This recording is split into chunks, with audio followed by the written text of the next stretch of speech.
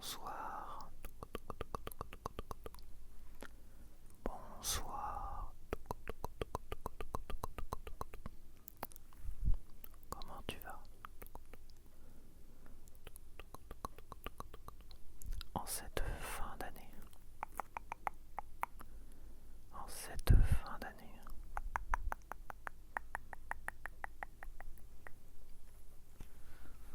On se retrouve ce soir pour une petite vidéo calme, très chill, très calme. J'ai pas envie de parler rapidement, mais on va parler quand même. J'ai envie de parler de la nouvelle année qui approche.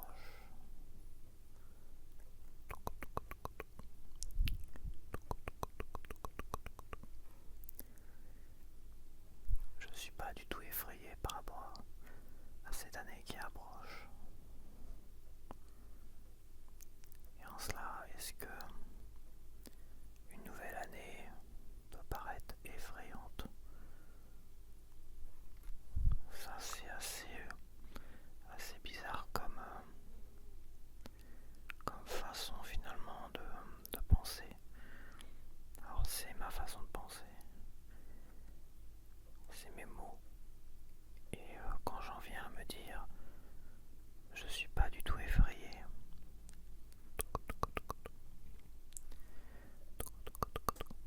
par rapport à l'année qui vient, en fait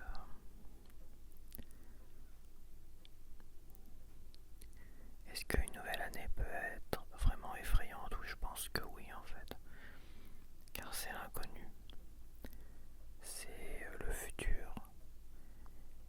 Et en fait le futur, si on est trop focalisé sur le futur, on est plongé dans l'anxiété, la peur de l'inconnu. Qu'est-ce qui va réellement se passer pour nous? Et en fait, oui, ça peut être effrayant. Une nouvelle année qui démarre. Est-ce que les gens sont énervés, pas énervés? Par expérience, je trouve le mois de janvier très agressif. Je l'ai déjà exprimé dans une vidéo il y a peut-être très longtemps d'ailleurs. Je pense, ça se trouve, c'était une vidéo de fin d'année comme ça. Et en fait,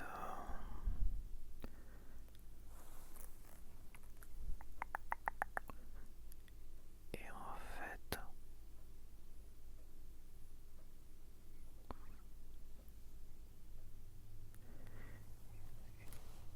et en fait, aujourd'hui, peut-être je vais dire étrangement, l'année 2026, je n'ai aucune appréhension, aucune peur. J'ai envie de dire, je me projette même plus en fait. Et c'est le résultat. Pour ceux qui me suivent et qui connaissent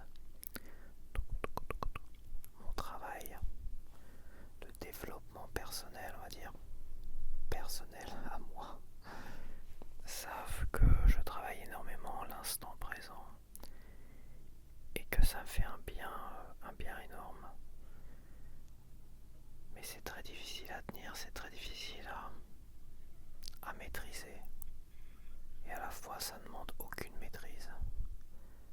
Ça demande juste d'observer et de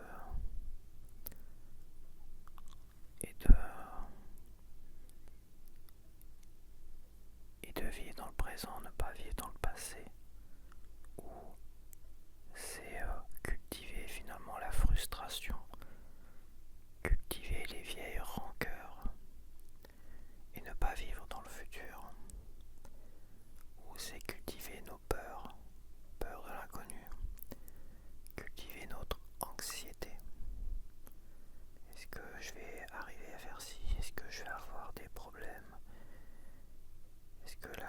réponse va être de mon côté. Il y a une inscription sur le petit tableau le petit tableau blanc qu'il y a dans ma cuisine. Et ça fait un moment qu'elle est dessus de toute façon. Si je cherchais à essayer de l'effacer, j'y arriverais pas. J'aurais un mal de chien parce que ça fait tellement longtemps que le feutre bleu a dû s'ancrer finalement sur ce petit tableau de cuisine, ce tableau blanc, que finalement je l'ai laissé. Et en fait, même si ça paraît un peu brut, comme c'est une expression qui vient je crois, d'un philosophe grec. J'avais vu ça dans un film et j'avais bien aimé, et c'était associé finalement à l'instant présent sur ce tableau qui est un tableau mémo. En fait, là je l'ai mis devant moi mais il est trop grand pour que je puisse te le montrer comme ça. Il est indiqué en 3 phrases: je n'espère rien, je ne crains rien, je suis libre. Qu'est-ce que ça veut dire? Ça rejoint finalement ce que j'ai dit juste avant. Ça part plutôt du futur, on n'est pas vraiment dans le passé, on est dans le présent sans se soucier du futur. Donc on n'espère rien de la vie, on n'espère rien des choses. Et en faisant cela, on vit pleinement sa vie au présent. Le fameux carpe diem du cercle des poètes disparus, ça je vais pas revenir dessus. Et finalement de ne rien espérer, on se libère de toutes nos peurs. D'où finalement je ne crains rien, la deuxième phrase. Vu que je me projette plus dans le futur, je n'ai plus rien à craindre. Et la dernière phrase, je suis libre. Je suis libre, je suis plus oppressé par mes peurs, je suis plus oppressé par mes anxiétés. Et je suis libre, et je suis beaucoup plus fort dans le présent en fait. Quand tu te libères de tes peurs, tu te libères aussi à la fois de tes colères. Tu te libères de tes rancœurs. Car si tu arrives à ne pas voir et trop te projeter dans le futur, trop espérer, finalement tu te libères du passé en même temps. Car tu espères dans le futur pour échapper aux déceptions, aux défaites du passé, aux frustrations du passé. Dans le passé, tu as souffert de telle ou telle chose, ce qui te fait espérer dans le futur réparer telle ou telle chose, tu vois. Et en espérant, tu crées finalement tout un tas de scénarios. Et tu as peur.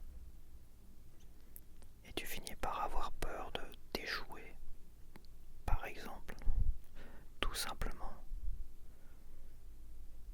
Alors que tu peux tout avoir dans le présent. Ce qui peut paraître paradoxal parce que certains vont dire mais moi j'ai peur du présent, j'ai peur d'être là, je suis chez moi, je suis tout seul, j'aime pas le présent, je trouve ce présent si moche, si horrible, parce que je suis seul, parce que mes souffrances du passé sont tellement ancrées en moi que le présent est une vraie souffrance, tu vois. Mais en fait, quand tu te dis ça, tu es dans le passé, tu es dans le futur aussi. Pourquoi? Parce que en fait, tu cogites sur des choses qui se sont passées et qui n'ont pas lieu d'être. Ce sont en fait t'es dans une illusion dans tes pensées, de croire que le présent est mal et mauvais, même tout seul. je l'ai vu, je l'ai vécu. Parce que comme je te le dis, je fais un vrai travail depuis 1 an et demi. Oh, attends, ouais, 1 an et demi. Dessus, sans rien lâcher. Et c'est un vrai combat, parce que tu combats finalement ton système de pensée qui s'emballe et qui prend le dessus sur toi. Et qui te fait avoir peur, qui te fait douter. Parce que t'es dans le passé, parce que t'es dans le futur. Et en fait, t'es que dans l'illusion, dans le présent. T'as l'impression que t'es dans le présent, mais t'es pas du tout dans le présent en fait. T'es coincé dans le passé, dans tes souffrances du passé. Et dans le présent, si tu regardes, si tu portes juste ton attention, si tu observes juste, sans penser par exemple, tu observes le ciel, tu observes les couleurs qu'il y a dans le ciel, tu observes les choses, les contours des choses, les silences. Même s'il y en a un qui claque la porte, tu te focalises pas sur la personne qui claque la porte, tu es juste dans l'observation. Car si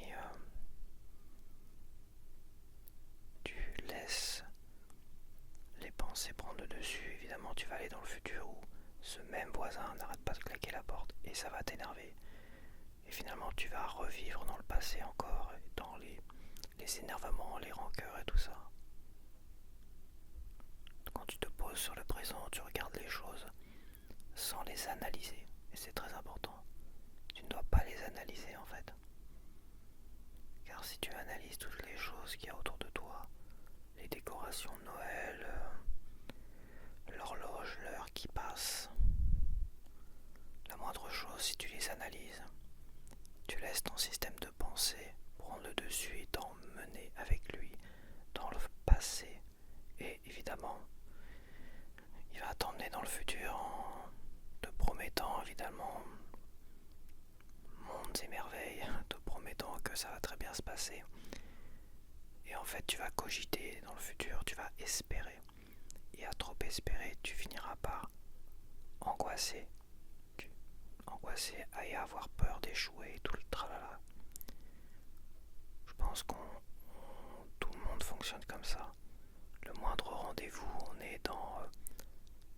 on cogite tellement, on se fait 10 tonnes de scénarios de ce qui pourrait se passer. On peut positiver et dire ça va très bien se passer et faire des scénarios très très très positifs. Même par rapport à un rendez-vous qui s'est bien passé dans le passé, ça m'est arrivé de refaire le film une dizaine de fois d'un rendez-vous qui s'était très bien passé. Et au 10e scénario en fait, j'ai finalement ressorti tous les petits défauts de ce rendez-vous qui s'était bien passé. Et c'est limite, ça finit en cauchemar, alors que c'est quelque chose qui était dans le passé. C'est une illusion qui à la fois est destructrice en fait. Oui, il y a des belles choses dans le passé, tu peux te nourrir de très très belles choses, mais en fait, le mieux, c'est de te concentrer sur ce que tu ressens aujourd'hui dans le présent. Et oui, à part si ce que tu as vécu la veille au soir, imagine un rendez-vous amoureux où ça s'est très très bien passé. Oui, tu peux t'en nourrir, mais on se connaît tous. On sait très bien comment on fonctionne. On va se focaliser au final, au 10e scénario où, quand tu te refais le film du passé, à la 10e projection d'une certaine manière, tu verras tous les petits défauts. Tu verras finalement tous les petits défauts de l'autre. Et tous tes petits défauts à toi. Et tu vas très mal le vivre en fait. Tu vas dire, bon, à ce niveau-là, j'ai dit des choses peut-être un peu blessantes. Peu importe, en fait. Tu vas rester dans une illusion et cette illusion va te projeter dans le futur et te faire espérer tout un tas de choses en fait. Et si tu veux vraiment te libérer de tout ça, il faut en fait avancer dans le présent, vivre dans le présent, arrêter d'analyser tout et n'importe quoi qui n'a pas lieu d'être. Tu vois, si tu dois faire sais pas moi, si tu dois pour ton travail faire des calculs, des mathématiques, bah ton esprit, ton cerveau, on va dire, c'est une boîte à outils dont tu vas te servir pour faire cela. Et généralement, quand tu es dans ton travail, quand tu fais quelque chose où tu es vraiment ancré dans cette chose-là, tu es dans le présent en fait. Ça marche pas forcément pour tout. Parce qu'il y a les habitudes qui viennent te perturber. Moi, je vois quand j'écris, par exemple, je suis dans le présent. J'arrive pas à me projeter à droite et à gauche parce que je prends mon esprit, je prends mon cerveau pour une boîte à outils. Je le prends comme une boîte à outils et j'avance et j'avance et j'avance sur mon récit. Et en aucun cas, je pars dans tous les sens. Ce qui peut être le cas si je lis un bouquin, par exemple. Je lis un bouquin, je tombe sur un passage qui me fait partir dans le passé et c'est parti, c'est fini quoi. Et je commence à cogiter. Quand je traitais des photos en photographie, à un moment donné c'était un peu comme une habitude quoi, comme des réflexes. J'avais pas, c'est pas une pratique qui me demande tellement de concentration que des fois je me déconcentre. Et c'est pour ça que dans la vie il faut essayer de voir qu'est-ce qui te permet finalement d'avancer toujours dans le présent, ne pas cogiter au futur et au passé. Dans ton travail, c'est peut-être pas évident parce que tu es dans une obligation de travailler, une obligation de faire ça. Et en fait, si tu te donnes à 100% dans ton travail, même si tu l'aimes pas, si tu te donnes à 100% dans les petits détails, tu utilises vraiment que ton esprit, tes pensées, tout ça, comme boîte à outils pour travailler, avancer et régler les problèmes, tu vivras tellement mieux finalement ce travail que tu détestes et tu avanceras rapidement et le temps passera beaucoup plus rapidement. Et quand tu sortiras de ce travail et tu sortiras et tu verras dehors le ciel, tout ça, qu'il pleuve ou qu'il fasse beau, qu'il y ait un soleil couchant ou ce que tu veux, tu te sentiras vraiment libéré, tu te sentiras bien. C'est un travail qui est à faire. Je sais que c'est difficile, c'est plus facile à dire qu'à faire et que ça peut éventuellement te paraître obscur tout ce que je te dis. Parce que même en 1 an et demi, je peux t'assurer que des fois, je me laisse prendre dans les illusions du passé, du futur et tout ça. Je me laisse prendre par les peurs. Voilà, et certaines vidéos, tu le vois bien quand je me rends compte que les choses vont pas. Et le fait peut-être d'enregistrer une vidéo comme ça me permet, c'est comme un exutoire, ça me permet vraiment de me libérer de ça. Et de ne plus à cogiter, de plus laisser mon esprit cogiter, avoir peur d'être dans l'illusion du passé et de me faire espérer quoi que ce soit dans le futur. Donc mes vidéos, c'est quand je parle, parfois j'exprime dans certaines vidéos le fait que ma chaîne ça va pas sur ça ou sur ça. En fait, je me libère de ces systèmes de pensée qui en boucle créent des peurs qui sont irrationnelles.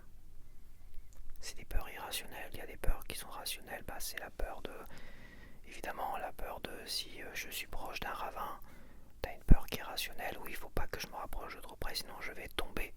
Et tu vois, ça c'est des peurs rationnelles. Les peurs irrationnelles, c'est quand t'as peur de l'avenir, t'as peur de ce qui peut se passer avec juste un rendez-vous de taf, un rendez-vous de boulot ou même tout simplement un rendez-vous de plaisir, un rendez-vous où on t'invite pour le jour de l'an. Tu vois là, un rendez-vous du jour de l'an et tu appréhendes ce rendez-vous en se disant t'as peur que ça se passe mal, t'as peur que finalement tu sois malade comme t'étais malade une certaine année. Donc le passé ricoche avec le futur. Tu vois ce que je veux dire? T'as été très très malade ou ça s'est très mal passé pendant un jour de l'an. Moi tu sais que je me suis fait plaquer le soir du jour de l'an entre le 31 et le 1er janvier, la nuit du 1er janvier. Je me suis fait plaquer. Une histoire, c'était un triangle amoureux. Et finalement, c'est moi qui ai perdu ce triangle amoureux. Et tu vois, aujourd'hui, ce passage-là, je le trouve très romantique en fait. Et j'aurais presque envie d'écrire quelque chose sur cela. Ce n'est plus une souffrance aujourd'hui, mais il y a tellement de mauvaises expériences finalement dans la vie à certains moments et au jour de l'an. Une agression, tu t'es peut-être fait agresser le soir du jour de l'an par des gens malveillants qui sont là que pour faire le mal. Et que à chaque fois que tu es là, tu vas quelque part au jour de l'an, chez des amis ou quoi que ce soit, tu traverses dans les rues la nuit quelque part, tu as cette peur qui t'envahit, tout ça. Et quand tu penses à la soirée du jour de l'an, tu as peur. Et en fait, on va dire que c'est irrationnel, mais c'est ce passé. Tu restes ancré dans ce passé, tu cogites à ce passé, boum, boum. Et le but toujours, c'est de se concentrer sur le présent, sans analyser quoi que ce soit, en vivant pleinement ce que tu fais. Quand tu regardes un film, vis-le pleinement. Ne pose pas 10 tonnes de questions. Ne te dis pas cet acteur est beau, cette actrice est belle. Oui, je sais, c'est difficile. Ne te dis pas j'aimerais bien sortir, j'aimerais bien. Non, tu vis ton film et après voilà. Et l'idéal, ça serait de ne pas regarder de film, ça serait de sortir, de faire sa vie, tout ça. Mais évidemment, c'est pas comme ça que ça marche. On vit pas dans un monde aujourd'hui où on peut aller où on veut à sa guise. Toi, je peux pas sortir là, je sais pas, 2h, 3h du matin. Pour faire quoi? Pour aller où? Surtout qu'il fait très très froid. Surtout qu'il y a toujours les gens les plus malveillants qui rôdent comme des vampires dans les rues quelque part. Il y a toujours cette mauvaise rencontre. Tu vois, là, il y a comme une projection dans le futur, mais c'est parce que tu te sens tellement mal finalement là où tu es dans le présent, dans ta solitude, que tu as besoin de forcément de bouger. En fait, c'est vrai que c'est très compliqué. Je dois bien t'avouer que je m'étais dit un jour que je ferais une vidéo vraiment là-dessus, pour te donner le secret de ce que moi j'aurais appris, le secret peut-être du bonheur, le secret de je ne sais quoi. Et en fait c'est tellement complexe, c'est tellement... Mais la seule chose que je peux dire, c'est essaye de prendre du plaisir dans le présent, dans ce que tu fais, même si tu veux pas faire ce que tu fais. Un taf, un machin, essaye de te donner à 100% dans tout ce que tu fais dans le présent, sans analyser inutilement les choses. À part si ton travail te demande d'analyser quelque chose, évidemment tu le fais. Quand tu écris, tu es toujours dans l'analyse de quelque chose. Quand tu écris un roman, évidemment. Et quand tu es chez toi comme ça, bah, donne-toi 100% à quelque chose. Ça peut être un jeu vidéo qui te permette de ne pas penser au passé ni au futur. Ça peut être de regarder une série que tu avais envie de voir et ça te permet de ne pas penser au futur ni au passé. Mais il faut toujours que tu évites d'analyser les choses, que tu évites de perdre conscience finalement. C'est ça en fait. Quand tu es dans le passé et dans le futur, tu perds conscience. Tu deviens inconscient. Voilà. Et ça peut être un peu dramatique quand tu vas en vélo quelque part. Je l'ai déjà raconté. Et qu'à un moment donné, t'es pas assez conscient pour voir la voiture arriver sur toi et qui va te percuter. Par exemple. Et la dernière fois, j'étais assez conscient pour voir le drame arriver. Donc oui, je n'espère rien. Je ne crains rien. Je suis libre. Donc si tu avais quelconque appréhension pour ce jour de l'an, ce soir du réveillon, si tu avais quelconque appréhension pour 2026, peut-être que le mieux finalement c'est de rester au présent et de observer les choses, se concentrer à 100% à quelque chose que tu fais, faire à manger. Et quand je dis à 100%, c'est à 100%. Tu dois ne pas laisser la radio, c'est pareil, les informations, la radio, ça te fait toujours cogiter parce que aux informations on te parle de telle chose, de telle chose, de tel drame, et ça te ramène toujours. Il y a peut-être des petites astuces pour éviter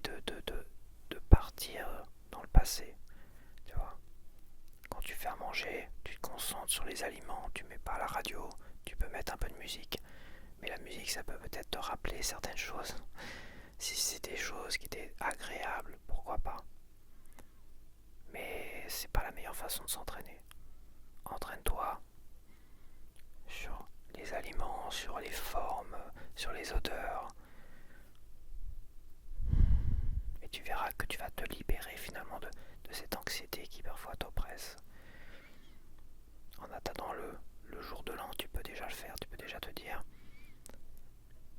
j'arrête de penser au passé, j'arrête de penser à 2026, j'arrête de penser à ce soir du réveillon, du jour de l'an.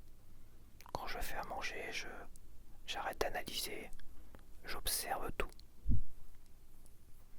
Voilà, je me regarde un film et je suis dans l'observation du film. C'est beaucoup plus facile, mais à la fois, faut pas que ça te fasse cogiter à 30 000 choses, donc essaye d'être pleinement dans le film, pleinement dans un jeu, pleinement dans une activité.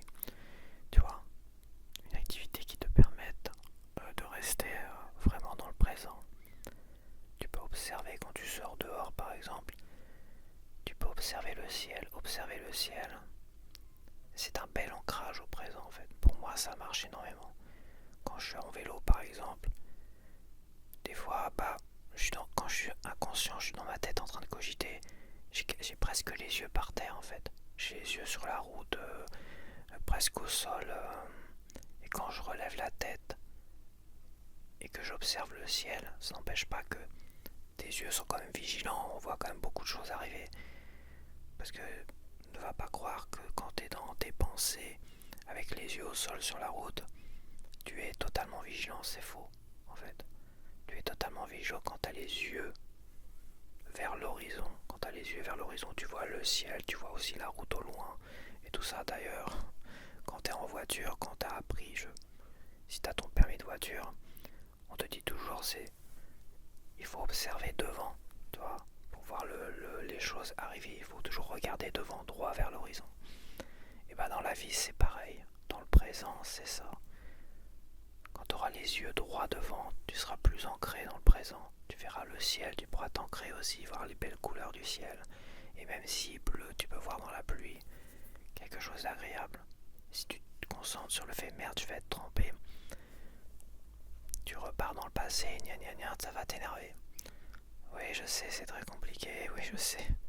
Tu n'as peut-être pas tout compris, enfin j'espère que tu as compris. Que tu as quand même compris un petit peu ce que je te racontais ce soir. Et s'il y a bien peut-être deux choses à retenir, il faut observer dans le présent, prendre du plaisir et se donner à 100% pour les choses même qu'on n'aime pas. Ne pas analyser, observer, ne pas analyser. Et regarder droit devant soi vers l'horizon quand tu es à l'extérieur et que tu te déplaces. Regarder d'une certaine manière la ligne d'horizon et tout ce qu'il y a autour.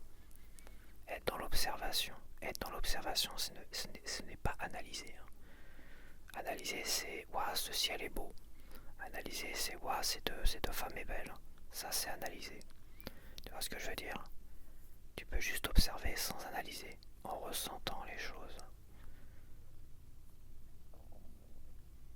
Peut-être que ça te paraîtra plus clair quand tu auras vraiment capté cet instant présent où tu te sentiras libéré.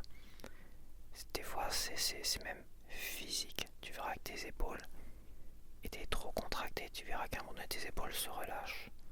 Tu verras que toutes tes anxiétés se relâchent et s'en vont comme par magie. Et toutes tes peurs du futur, hop, s'évaporent et commencent à disparaître.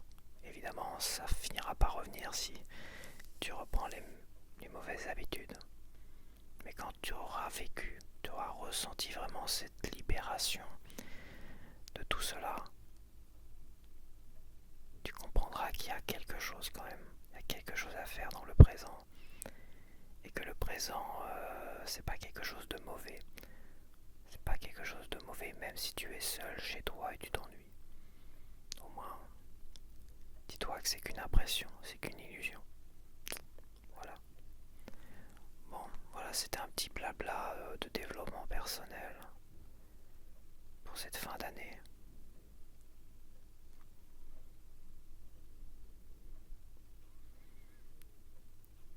j'espère que au minimum ça t'a relaxé, ça t'a apaisé.